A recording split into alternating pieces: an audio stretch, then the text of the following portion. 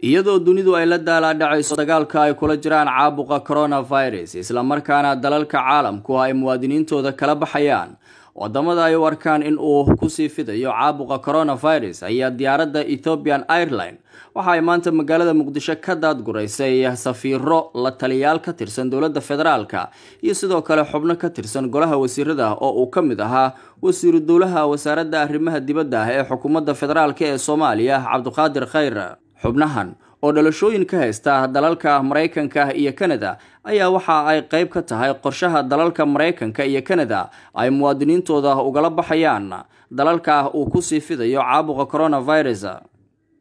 dadka isticmaala baraha bulshada ayaa aad u dhaleeceeyay tallaabada xubnahan ka tirsan dowladda federaalku ay dalka uga baxeen kuwaas oo dhalashooyin kale ka haysta dalalka Mareykanka iyo Canada.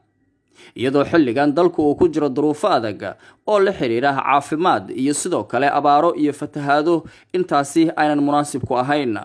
Abuukar Dayax, Dalsan TV, magaalada Muqdisho.